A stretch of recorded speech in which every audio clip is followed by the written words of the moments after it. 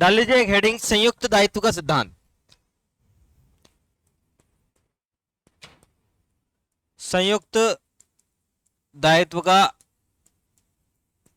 सिद्धांत क्या चीज होती है? संयुक्त दायित्व के सिद्धांत को आइए बहुत शानदार तरीके से और बहुत ही प्यारे तरीके से इसको समझते हैं। ठीक है, समझना पहली चीज, joint liability in group of liability, जो का हमारा जो सेक्शन बात करता है, वो हमारा जो सेक्शन है वो सेक्शन हमारा है 3 का 5, मतलब आपका 3 का 5। This is the common intention, सामान्य आशय, सामान्य आशय, कॉमन इंटेंशन। इसका मतलब आप समझना बहुत अच्छे से। इसकी जब आप एक लैंग्वेज को पढ़ोगे जो आपकी बैरेक्ट में दी गई है, और वो बैरेक्ट में दिया गया है कि जब कोई आपराधिक कार्य, मतलब कॉमन इंटेंशन को समझना पड़ेगा, तो आपको पता होना चाहिए कि इसमें क्या होगा, एक क्रिमिनल एक्ट होगा। क्रिमिनल एक्ट मतलब होता है आपराधिक कार्य। जब कोई आपराधिक कार्य कई व्यक्ति द्वारा मतलब सेवरल पर्सन, जब कोई आपराधिक कार्य कई व्यक्तियों द्वारा अब अपने सबके सामान्य आशय को अग्रसर करने में, अपने सबके सामान्य आशय को अग्रसर करने में, अपने सबके सामान्य आशय को अग्रसर करने में किया जाता है। मतलब एक आपराधिक कार्य हो रहा है, कई व्यक्ति कर रहे हैं, सबका एक एक क्या है, आशय है, और उस आशय को आगे बढ़ाने के लिए सब लोग कदम उठा रहे हैं। तो ये वाला बात कर रहा है कि this is the common intention. तब ऐसे व्यक्तियों में से हर एक उस कार्य के लिए क्या होगा, दायित्वधीन होगा। मतलब जॉइंट लायबिलिटी कैसे बन पा रही है, तो हर एक व्यक्ति, तब हर एक व्यक्ति उस कार्य को करने के दायित्वाधीन होगा, दायित्वधीन होगा। जैसे उस व्यक्ति ने अकेले ही किया हो। अब इस लाइन को समझने के लिए आज की पूरी क्लास है। जी हाँ, इस लाइन को समझने के लिए आज की पूरी क्लास आप लोगों को मिलेगी। तो एक क्रिमिनल एक्ट होने वाला है, कई व्यक्ति करने वाले हैं, सबका कुछ ना कुछ आशय है, उस आशय को अग्रसर करने में सब लोग इकट्ठे होते हैं, प्री मीटिंग्स ऑफ माइंड करते हैं, पहले मिलन करते हैं, मस्तिष्कों का मिलन होता है, योजना बनाई जाती है, देन इसके बाद एक एक करके आगे बढ़ाए जाते हैं और वो एक्ट डन करते हैं। तो वो सभी लोग लाइबल होंगे, और अगर वो सिंगल व्यक्ति भी करता तो भी क्या होगा, लाइबल होगा। इसका कहने का मतलब क्या है, ये रहा कि मानो वह कार्य अकेले ही उस व्यक्ति ने किया हो। Very good. अब आ जाइए, बहुत अच्छे से समझना कि किस तरीके से इसका मेंस बन सकता है, किस तरीके से इंटरव्यू के क्वेश्चन फ्रेम हो सकते हैं, या किस तरीके से इसके प्रीम को निकालेंगे। देखिए, इस पूरी की पूरी लाइन का क्या ऑब्जेक्ट है, पहले तो हम ये समझेंगे कि इसका पूरा का पूरा उद्देश्य क्या बनता है, क्या उद्देश्य है, सामान्य आशय का क्या उद्देश्य है। पहली चीज तो ये समझ लेना कि ये धारा उन मामलों के लिए एप्लीकेबल होती है, या उन मामलों को निपटाने के लिए एप्लीकेबल होती है जो किसी दल या व्यक्तिगत सदस्यों को कार्यों को अलग अलग करना कठिन हो। मतलब फॉर एग्जांपल अगर मैं बात करूं कि इसका एक कॉन्सेप्ट ये है कि जब कोई दल काम करता है, वो भी अलग अलग तरीके से काम करता है, तो उनको निपटाने के लिए अलग होती है कि एक साथ लगा दो और सबके कॉमन इंटेंशन कॉमन इंटेंशन को इकट्ठा कर दो, और भाई सबकी ट्रायल एक साथ कर दो, उसको आसानी पड़ जाती है ये वाली चीज करने के लिए। मतलब अलग अलग करना बहुत कठिन हो जाता है, सभी दलों के सभी व्यक्तियों के कार्यों को अलग अलग करना कठिन हो जाता है। तब ऐसे में यह साबित करना कठिन हो जाता है कि सबके सामान्य आशय के अग्रसर करने में प्रत्येक ने ठीक ठीक कितना भाग लिया। मतलब इसका ऑब्जेक्ट ये है कि पर्टिकुलर किस किस व्यक्ति ने कितना पार्ट लिया, इस गुत्थी को सुलझाने के लिए, इसको निपटाने के लिए बनाया ये सेक्शन।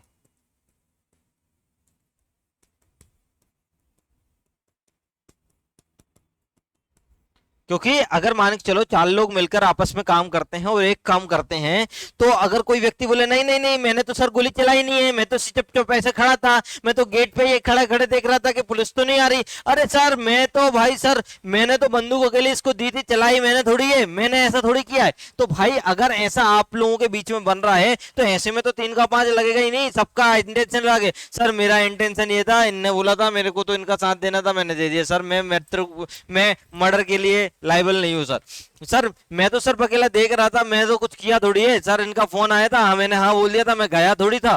तो ऐसे चीजों के लिए कि आपका सामान्य आशय कि अगर सर में व्यक्ति ने काम तो कर दिया तो क्या तुम लायबल नहीं रहोगे, क्या तुमने काम नहीं करा। अब जैसे फॉर एग्जांपल एक कहानी ऐसी आ जाती है, जैसे 2 व्यक्तियों ने ऐसे हाथ पकड़ लिए और बोले मारो, तो बोले सर हमने तो सिर्फ पकड़ा था, मारा थोड़ी था हमने, इसने तो हमने इसको बोला था कि मारो मारो मारो, इसने चाकू मार दिया, अब क्या करेंगे।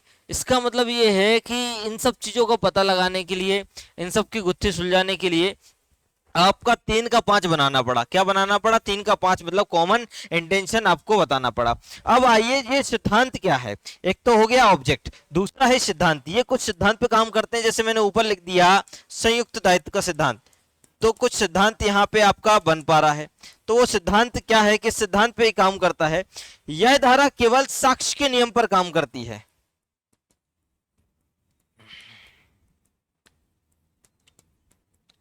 मतलब रूल ऑफ एविडेंस कहलाती है, rule of evidence, rule of evidence कहलाती है। यह धारा साक्ष्य के नियम पे, सिद्धांत पे क्या करती है, काम करती है। और कोई मूल अपराध जब सृजित नहीं होता, समझना मेरी बात को, कैसे रूल ऑफ एविडेंस बनता है। यह साक्ष्य एक रूल, मतलब यह साक्ष्य का एक नियम है, क्योंकि जब कोई मूल अपराध सृजित नहीं करती है तो यह धारा वास्तव में इस अर्थ को बताती है कि अगर 2 या 2 से अधिक व्यक्ति आपस में मिलकर किसी आपराधिक कार्य को करने के लिए सज्ज हो जाते हैं, तो ये प्रत्येक व्यक्ति आपस में एक दूसरे आपस में क्या रहेंगे, लाइबल रहेंगे, मतलब जो एक्ट वो करने वाले हैं। तो यहाँ पे बोला जाता है रूल ऑफ एविडेंस, मतलब वहां पे मूल अपराध जब सृजित नहीं होता है, मूल अपराध सृजित नहीं है, इसका मतलब जब 2 या 2 से अधिक व्यक्ति आपस में मिल जाते हैं और क्रिमिनल एक्ट करते हैं, क्या करते हैं, क्रिमिनल एक्ट, आपराधिक कार्य करते हैं, तो ये मान के चलना कि मानो वह अकेले ने किया हो, वह अकेले ने किया हो, ये क्या है, ये रूल ऑफ एविडेंस है। इसलिए इस लाइन को मीनिंग निकल के आ रहा है कि 2 व्यक्ति आपस में मिलकर काम करते हैं, तो ऐसा कैसे पॉसिबल है कि वो व्यक्ति अकेले ही काम करता है। वो ऐसा इसलिए पॉसिबल है क्योंकि हमारा ये रूल ऑफ एविडेंस पे काम करने वाला सिद्धांत है। ये जब कोई मूल अपराध को सृजित नहीं करता है तो माना जाता है कि एक व्यक्ति ने ही क्या किया हो, सिंगल एक्ट किया हो, जिस कारण से ये एक्ट हो गया है। लेकिन क्या होता है, लेकिन सर्वमान्य सिद्धांत आपराधिक शास्त्र के ये निकले हैं कि जैसे कि न्यायालय ने षड्यंत्रकारियों को अलग अलग, जैसे कि न्यायालय ने बोला है कि जो कॉन्स्पिरेटर होते हैं, षड्यंत्रकारी होते हैं, उनको हम अलग अलग नहीं कर सकते। क्या नहीं कर सकते, अलग अलग नहीं कर सकते हैं, और ना ही वे जांच कर सकते हैं। ना हम षड्यंत्रकारी के दिमाग को अलग अलग कर सकते हैं, ना षड्यंत्रकारी की सोच को अलग अलग कर सकते हैं कि अच्छा इनने ऐसा बोला था, इनने ऐसा बोला था, इनने ऐसा नहीं किया था, ऐसा नहीं, ना हम इस तरीके की क्या कर सकते हैं, जांच कर सकते हैं। तो ऐसा करना संभव तभी होता है जब अपराध में यह सिद्ध हो जाए कि प्रत्येक व्यक्ति ने कितना कितना पार्ट किया है। अगर ये सिद्ध कर देते हो तो समझ में आ जाएगा कि हाँ इस व्यक्ति ने इतना पार्ट किया तो इसको इतनी सजा, इस व्यक्ति ने इतना पार्ट किया तो इसको इतनी सजा।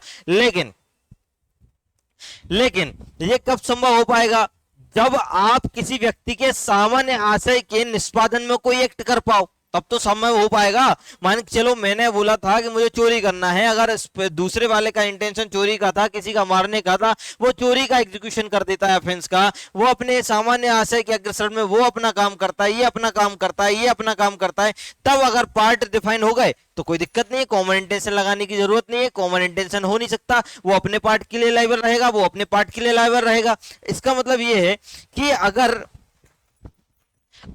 एक व्यक्ति काम करे तो समझ में आता है, एक व्यक्ति अपने सामान्य आशय के काम करे तो समझ में आता है। लेकिन अगर कई व्यक्ति आपस में इकट्ठे मिलके सामान्य आशय के निष्पादन में, सामान्य प्रयोजन के लिए जो वह कहीं जाते हैं एक साथ ग्रुप में, और वो एक जगह काम करते हैं और निष्पादन करते हैं, तो सभी व्यक्तियों को द्वारा किया गया कार्य माना जाएगा कि उस एक अकेले व्यक्ति ने ही किया हो। इसलिए इसको शुरुआत में मैंने बोला कि यह संयुक्त दायित्व का सिद्धांत होता है। इस कारण से इसको संयुक्त दायित्व का सिद्धांत बोला जाता है। एक एक चीज क्लियर हुई कि नहीं हुई? संयुक्त दायित्व का सिद्धांत जब उसको बोला गया, संयुक्त दायित्व का सिद्धांत जब इसको बोला गया, तब से संयुक्त दायित्व का सिद्धांत जब उसको बोला गया, तब से ये माना गया है कि सभी अपराधी मुख्य अपराधी होंगे, कोई भी व्यक्ति दुष्प्रेरण की श्रेणी में नहीं आएगा, क्योंकि this is the joint liability. सभी अपराधी मुख्य अपराधी होंगे, कोई भी व्यक्ति दुष्प्रेरण की श्रेणी में नहीं आएगा कि मैंने तो सिर्फ बोला था सर, मैंने तो किया थोड़ी है, मैं तो सर चुपचाप खड़ा था, मैंने तो मारा थोड़ी है, मैं तो सर गेट पे ये देख रहा था कि कोई आ तो नहीं रहा, बस मैंने बाकी कुछ भी नहीं किया सर, मैं सिर्फ खड़ा था। ऐसा नहीं चलेगा भाई, ठीक है? समझ में आई बात?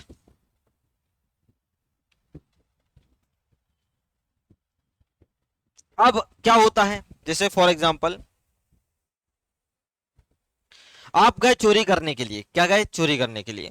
अगर चोरी करने के लिए गए, उसमें से कोई व्यक्ति चाकू लेके चला जाता है जबकि वो प्लान में शामिल नहीं था और मर्डर कर देता है, लेकिन आप सिर्फ चोरी के लिए गए थे, लेकिन कोई व्यक्ति उसमें से मर्डर कर देता है, तो मेरा क्वेश्चन का आंसर सुनिए, तो क्या सभी व्यक्ति मर्डर के लिए लायबल रहेंगे, या ओनली वही व्यक्ति मर्डर के लिए लायबल रहेगा, या सभी व्यक्ति मर्डर के लिए लायबल रहेंगे कि ओनली वही व्यक्ति मर्डर के लिए लायबल रहेगा? बताइए शिवानी, क्या है? कॉमन इंटेंशन पढ़ा रहे हैं भैया, कॉमन इंटेंशन। तो सभी व्यक्ति मर्डर के लिए लायबल रहेंगे क्या?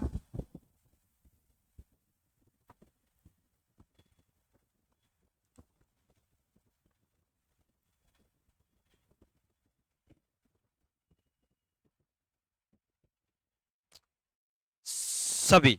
अब आपने बोल दिया सभी, समझना इस चीज को। फॉर एग्जाम्पल मैं बोल रहा था कि अभी एक कॉमन इंटेंशन बनेगा। कॉमन इंटेंशन एक जनरली चीज क्या होती है, मैं आपको बता देता हूं। मतलब अगर क्राइम की अगर मैं फर्स्ट स्टेज बोलूं, कॉमन इंटेंशन की अगर मैं फर्स्ट स्टेज मेरे हिसाब से अगर मैं बोलूं, तो पहली होती है अवेटमेंट। क्या होती है? अवेटमेंट। अवेटमेंट मतलब होता है दुष्प्रेरण। क्या होता है? दुष्प्रेरण होता है, ठीक है। दूसरी स्टेज अगर मैं बोलूं, या दूसरी चीज मैं बोलूं कि कॉन्स्पिरेसी होगी। क्या होगी? एक कॉन्स्पिरेसी होगी। कॉन्स्पिरेसी मतलब क्या होता है? षड्यंत्र होता है। मैं हिंदी इंग्लिश दोनों में आप लोगों को बता रहा हूं, षड्यंत्र होता है। और 10 लास्ट में क्या बनता है? ये ज्वाइंट होते हैं, और ज्वाइंट होने के बाद एक क्रिमिनल कॉन्स्पिरेसी बनती है, सॉरी एक क्रिमिनल एक्ट काम करते हैं। और क्रिमिनल एक्ट जब होता है तो ये फर्दरेंस ऑफ कॉमन इंटेंशन बनता है, फर्दरेंस ऑफ कॉमन इंटेंशन बनता है। देन तब जाके ज्वाइंट लाइबिलिटी क्रिएट होती है, और ज्वाइंट लाइबिलिटी में बोला जाता है कि माना जाएगा कि उस व्यक्ति ने अकेले नहीं क्या किया है, काम किया। इसका मतलब आप समझना मेरी बात को। अब इसी के एग्जाम्पल को समझते हैं। मान के चलिए कि दो व्यक्ति, एक व्यक्ति ये हो गया, एक व्यक्ति ये हो गया, ठीक है। अब दोनों ने प्री मीटिंग्स ऑफ माइंड किया। क्या किया? प्री मीटिंग करी। पहले क्या करी? प्री मीटिंग करी। दोनों ने आराम से पहले कॉन्स्पिरेसी क्रिएट करी। अब इसके कहने पे, या इसने इससे बोला हुआ कि चलो एक काम करते हैं, बैंक लूटते हैं, ठीक है। तो बैंक का प्लान बना, लूटने का प्लान बन गया, ठीक है। अब भाई साहब इसको इसके बारे में ज्ञान नहीं था कि ये गन लेके जा रहा है। क्या लेके जा रहा है? गन लेके जा रहा है। अब इसने सोचा कि एक काम करें, पुलिस वाले से बचने के लिए इसको निपटा ही देते हैं। इसको इसके बारे में कोई नॉलेज नहीं था, इसके बारे में कोई नॉलेज नहीं था। अब ये इस चीज का वायलेशन हो गया, प्री मीटिंग्स ऑफ माइंड का, या जो आपका योजना बन रहा है इसका वायलेशन हो गया। तो हमेशा कॉमन इंटेंशन में ये नहीं बोला जाता है, कॉमन इंटेंशन में ये बोला जाता है कि आपके आशय को और आपके आशय को ज्वाइंट करके उसके अग्रसरण में अगर कोई व्यक्ति इकट्ठे होकर काम करने जाते हैं, तो सबके बीच में कार्यों का डिस्ट्रीब्यूशन हो जाता है और सबका एक्टिव पार्टिसिपेशन रहता है, तब जाके वो कॉमन इंटेंशन लगता है, अदरवाइज नहीं लगता है। लेकिन अगर किसी व्यक्ति को दूसरे अपने साथी के अपराध के संज्ञान ही ना हो, लेकिन उसके अवैध लोप में या अवैध तरीके से साधनों के माध्यम से या अवैध चीजों में साथ दे देता है, तो क्या वो व्यक्ति लायबल होगा क्या नहीं? आप लोग आंसर दीजिए, जरा दीजिए आंसर, क्या वो व्यक्ति लायबल होगा या नहीं?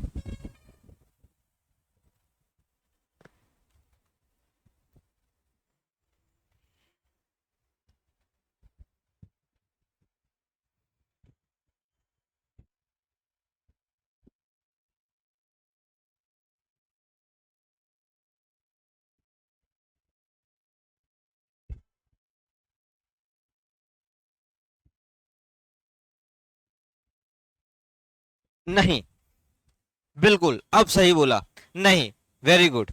इसका मतलब ये है कि कहीं भी कॉमन इंटेंशन को ये नहीं बोल सकते कि अचानक से अगर कोई व्यक्ति मार दे, आपको पता ही ना चले उस चीज के बारे में, तो आप उसके लिए लायबल नहीं रहोगे। लेकिन हाँ, आप उसका साथ दे रहे थे, आपने जो अपने आशय में काम किया है उसके लिए आप क्या रहोगे, लायबल रहोगे। दैट्स ए कॉमन इंटेंशन, मतलब जो साथ में आपराधिक कार्य किए जाएं उसके लिए आप लायबल रहोगे, और आपके आशय से भिन्न आपराधिक कार्य किए जाएं उसके लिए आप लायबल नहीं रहोगे। ये अभी तक ज्वाइंट लायबिलिटी समझ में आई तो बता दीजिए मुझे, क्योंकि क्योंकि अब ज्वाइंट लायबिलिटी को समझना है। जब ज्वाइंट लायबिलिटी में जा रहे हैं तो आपको ज्वाइंट लायबिलिटी जिसको हम बोलते हैं, और 3 का 5 भी बोल दो इसको, 3 का 5 को भी समझ रहे हैं, या आप ये भी बोल सकते हो रूल ऑफ एविडेंस भी बोल सकते हो, ये भी हम समझ रहे हैं। मतलब कुल मिला के संयुक्त दायित्व के सिद्धांत को हम समझ रहे हैं। अब इसमें सबसे पहले जरूरी होता है पार्टिसिपेशन। क्या जरूरी होता है? पार्टिसिपेशन। पार्टिसिपेशन मतलब होती है उपस्थिति या भाग। ये दोनों चीजें ही क्या होती हैं, जरूरी होती है। पहला होता है पार्टिसिपेशन, उपस्थिति या भाग दोनों ही क्या होती हैं, जरूरी होती हैं।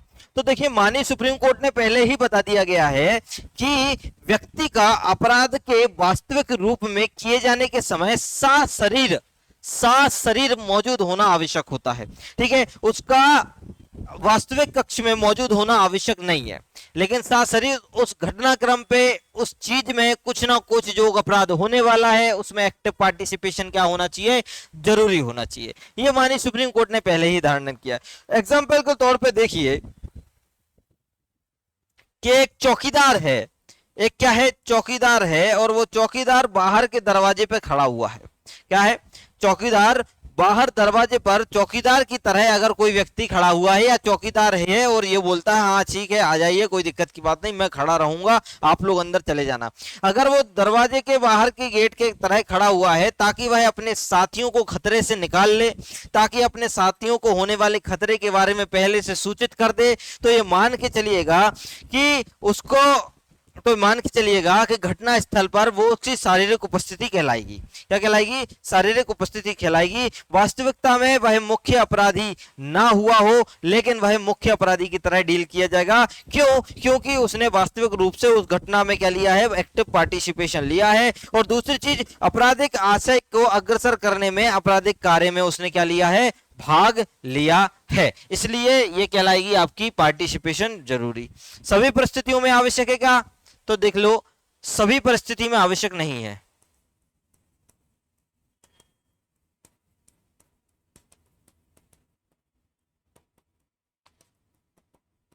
मतलब नेसेसरी है। माननीय सुप्रीम कोर्ट ने बोला कि एक्टिव पार्टिसिपेशन नेसेसरी है, लेकिन क्या सभी परिस्थितियों में एक्टिव पार्टिसिपेशन आवश्यक है क्या? ये बताओ।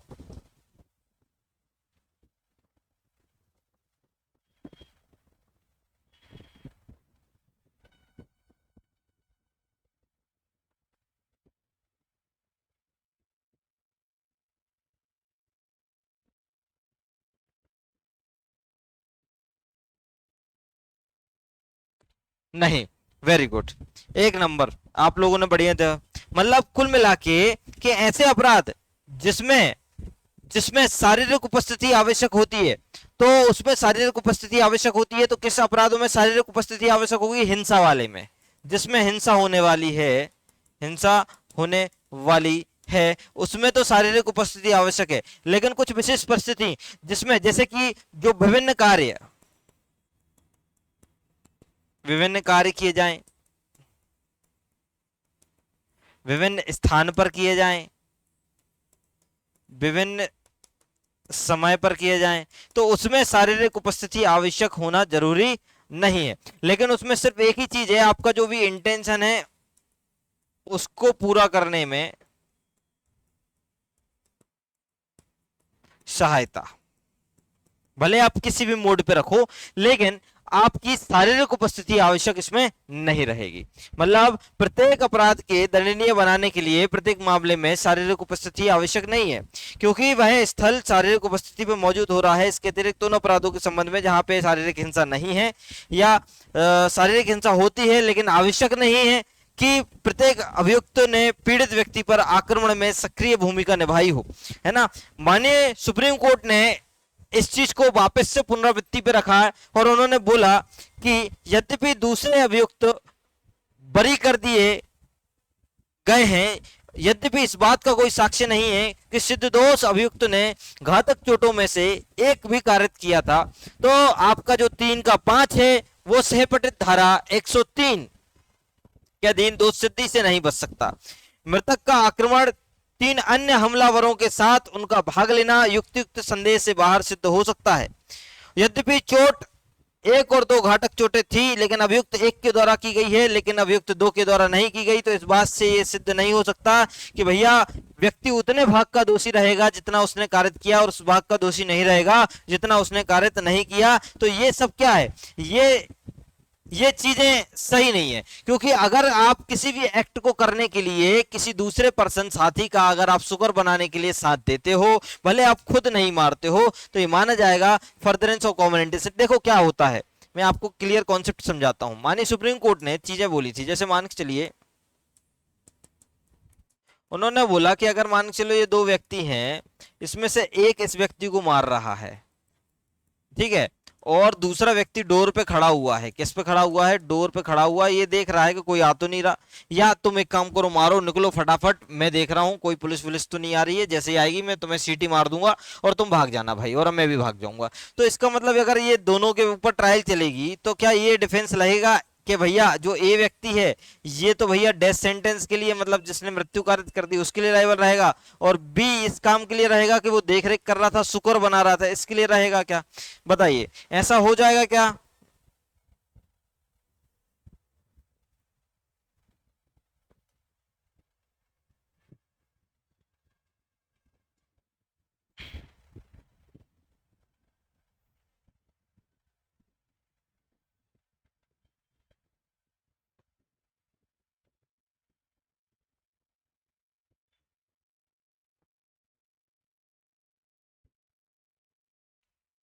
बताइए, नहीं, आप बोल रहे हैं ऐसा नहीं होगा, ये दोनों लाइबल होंगे। अब ये दोनों लाइबल होंगे, और मेरा कहने का मतलब है कि ऐसा हो सकता है कोई व्यक्ति अपने काम के लिए लाइबल रहेगा और जो काम मैंने नहीं किया है उसके लिए मैं लाइबल नहीं रहूंगा। मानी सुप्रीम कोर्ट ने बोला, अगर मान के चलो 2 चोटें मैंने पहुंचाई हैं और 2 चोटें को पहुंचाने में आपने मेरा क्या करा है, सहायता दी है, तो मैं क्या करूंगा, मैं कॉन्स्पिरेसी एड, मतलब आपका सहायता करने के लिए दोषी रहूंगा, लेकिन कॉमन इंटेंशन के लिए नहीं रहूंगा।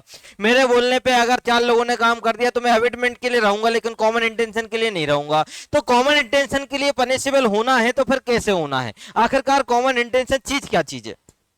तो देखो भाई, कॉमन इंटेंशन को समझने के लिए एक तत्व को समझना बहुत आवश्यक है, एलिमेंट को। इस एलिमेंट को समझ लिया तो माननीय सुप्रीम कोर्ट ने बोला कि कॉमन इंटेंशन को समझ लिया। देखो, कॉमन इंटेंशन तभी लग पाएगा जब, नहीं तो फिर तो वो कॉन्स्पिरेसी का पार्ट हो गया या तो अबेटमेंट का पार्ट हो गया। कॉमन इंटेंशन तभी लग पाएगा जब आपको 2 चीजें प्रूफ करनी पड़ेंगी, भले वो व्यक्ति उस व्यक्ति ने काम किया हो चाहे नहीं किया हो, चाहे उसकी शारीरिक उपस्थिति हो चाहे नहीं हो, लेकिन अगर ये 2 चीजें प्रूफ हो जाती हैं तो ये मान के चलिएगा कि उस व्यक्ति पे भी सामान्य आशय लगने वाला है, ये मान लीजिएगा। तो पहली चीज क्या है? पहली चीज ये है कि उन दोनों के बीच में,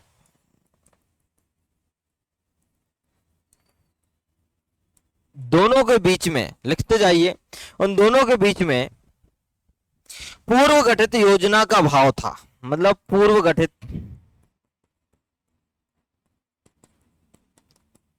योजना का भाव था दोनों के बीच में। तो एक चीज तो ये हो गई। दूसरी चीज क्या हो गई? जिस व्यक्ति को दंडनीय बनाना है उसने उस कार्य में इसी तरीके से भाग लिया था।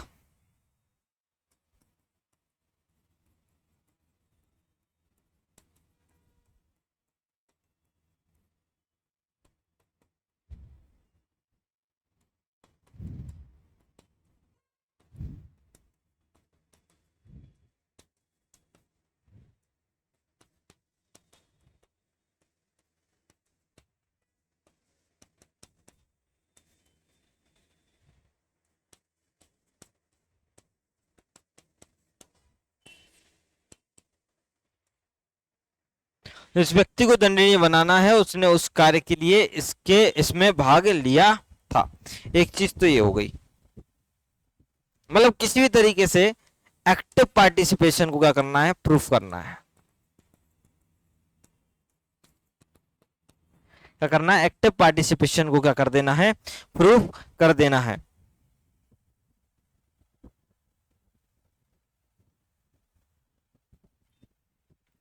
इसका मतलब अगर यूं कह लो कि अगर किसी क्रिमिनल एक्ट में, यूं कह लो कि किसी क्रिमिनल एक्ट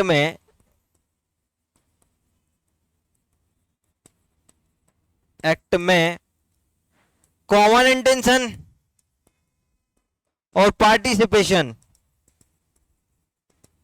है ही नहीं, तो क्या यह धारा एप्लीकेबल हो पाएगी? No, not apply. 3 का 5 ये अप्लाई हो ही नहीं सकती जिसमें आपको कॉमन इंटेंशन ना हो, किसी का आशय ना हो और पार्टिसिपेशन ना हो, तो ये धारा एप्लीकेबल होगी ही नहीं। ये बात मान के चलिएगा। हाँ बिल्कुल सही भाई, बिल्कुल आपको मानना ही पड़ेगा, क्योंकि यह धारा अलग अलग तरीके से बात करती रहती है। यह धारा यह बात करती है कि अगर पृथक कार्यों के बारे में हो, चाहे वह एक हो, चाहे वह अलग हो, चाहे वह विभिन्न हो, लेकिन कई व्यक्तियों द्वारा मिलकर काम किया जा रहा है और सबके सामान्य आशय के अग्रसर में किया जा रहा है, तो भाई साहब ये जो धारा है ये लागू हो जाएगी। समझ में आया बात कि नहीं आया? इतनी कहानी के बाद शिवानी आप बोल रहे कैसे? अरे भाई जब इंटेंशन ही नहीं है दो व्यक्तियों का एक सा, और पार्टिसिपेशन ही नहीं है, उसको काम करने के लिए उन्होंने पहले बैठक करी ही नहीं है और उन्होंने क्या नहीं किया कि उस कार्य को करने के लिए भाग ही नहीं लिया, तो कैसे लगा दोगे 3 का 5? कैसे लगा दोगे बताओ? नहीं तो उस एक्ट के लिए उसको पनिशेबल कर दो, इस एक्ट के लिए इसको पनिशेबल कर दो, फिर 3 के 5 मिला के ज्वाइंट क्यों करना? बताइए।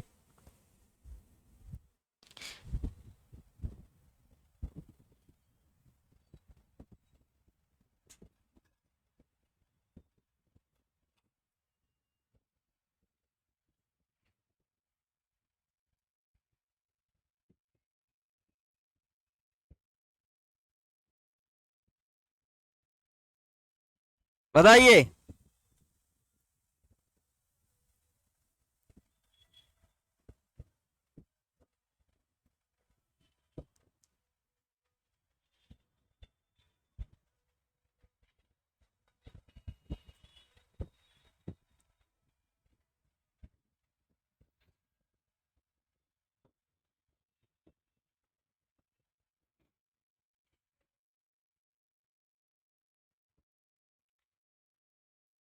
अब तो आ गया।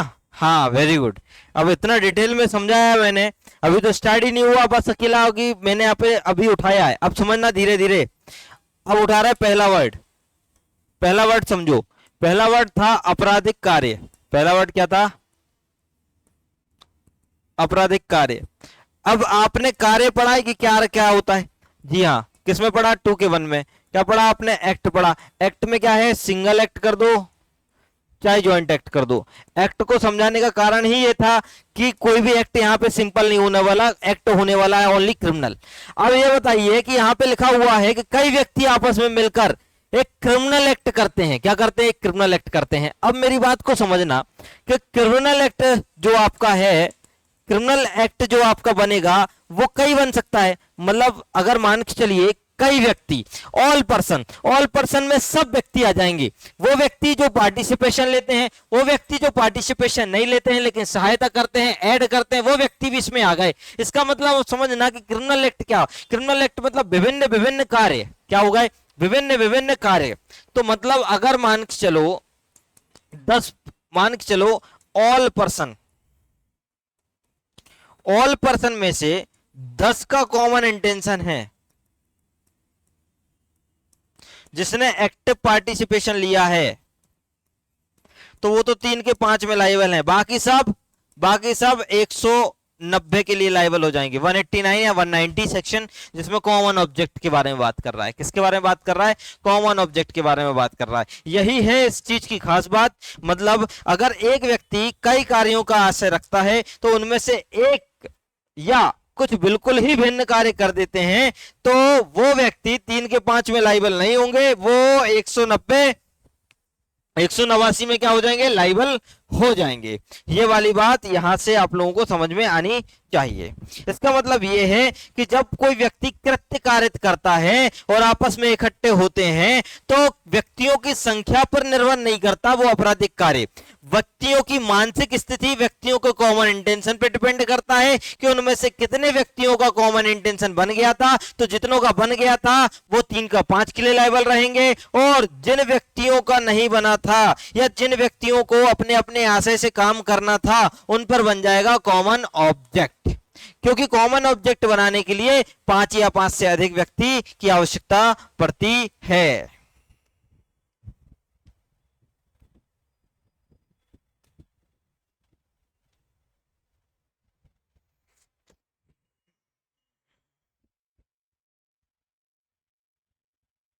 बताइए, समझ में आया?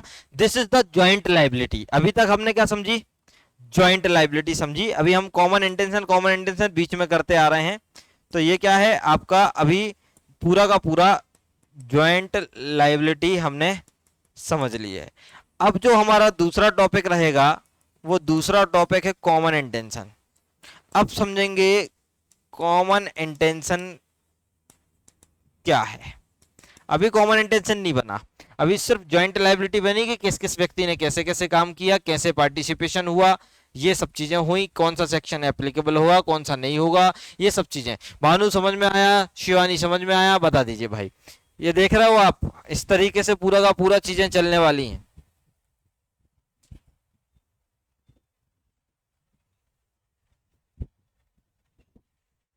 बताइए, समझ में आया?